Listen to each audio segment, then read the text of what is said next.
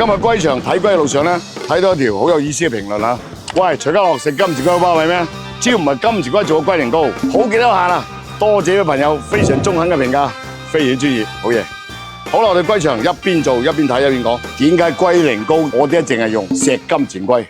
嚟，全部起身！嗱，好啦，各位，呢度咧就係我喺國內嘅龜場，呢隻龜苓膏就係靠呢石金錢龜佢哋親自提供嘅。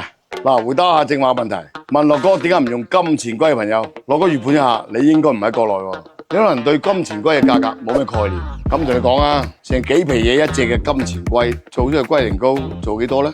你以為貴多10蚊20蚊食到金錢龜咩？嗱，就咁講啦，我同食材打交咗幾廿年嘅廚師，都唔一定可以食到真嘢。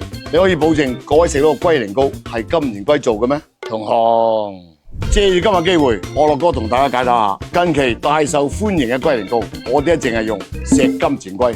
仲有點解咁多人食咗樂哥龜苓膏翻嚟感謝樂哥咧？之前我都講過咧，喺前輩傳落嚟一代嘅，要麼就好食，要麼就有用。但係龜苓膏咧就係又好食又有用。嗱，到我呢度開始咧，我買龜苓膏就要斟酌一下啦。真金白買到嘅唔一定有龜，就算有，嗰啲係咩嘢龜咧？睇我問好。所以為咗安心，本咗做廚師嘅本分，我咧就左邊翻書，右邊咧就請教先生。反正就係整出一份我全家大細中意食嘅龜苓膏。根據我一路嘅試錯同埋走過彎路，總結出唯有我背後嘅石金錢龜，個個都有條件食到，而且每個人食到都有自己嘅用處。龜苓膏從古到今都係用龜嘅鄙視鏈，石金錢龜擺喺度，接落嚟咧就草龜、巴西龜，再到就鱷龜。單齋聽個名都聽得出區別啦。龜苓膏作為廣東近1000年嘅食養精髓，你哋仲可以講出一個比本地石金錢龜更能夠了解我哋本地人需求嘅咩？而且石金錢龜對比其他龜，佢嘅水質要求更加高。你有冇睇水綠啊？綠先恰恰代表係乾淨啊，佢係啲綠藻嘅水質啊。因為對水質嘅要求更加高，所以肉質咧更加細膩。熬出嘅龜湯咧，脂肪更少，膠質更濃。當然啦，味道更加鮮美啦，營養價值更加上一層樓啊！所以話咧，橫睇掂睇，石金錢龜先係做龜苓膏嘅公式啊！嗱，翻到話題啊，大家買龜苓膏嘅時候，有知道龜苓膏嘅好壞喎。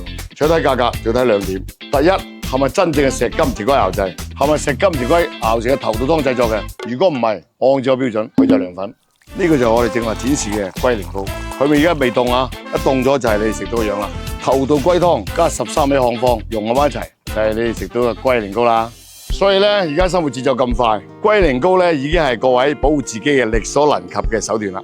嗱，對於其他人咧，樂哥整龜苓膏嘅出場順序咧，可能排喺後邊，但係樂哥龜苓膏龜嘅出場順序係排喺前面，效果好壞就取決於配料表龜嘅前後。所以樂哥就建議，夜晚又唔願瞓，日頭唔願喐嘅，仲有特別飲食唔注意嗰啲啊，你唔使開口講，我都知道你陣陣鹹魚香，陣陣鹹魚香，快啲打翻幾盒樂哥嘅頭肚龜湯龜苓膏翻啦！你當芝麻落個缸，跟上我節奏。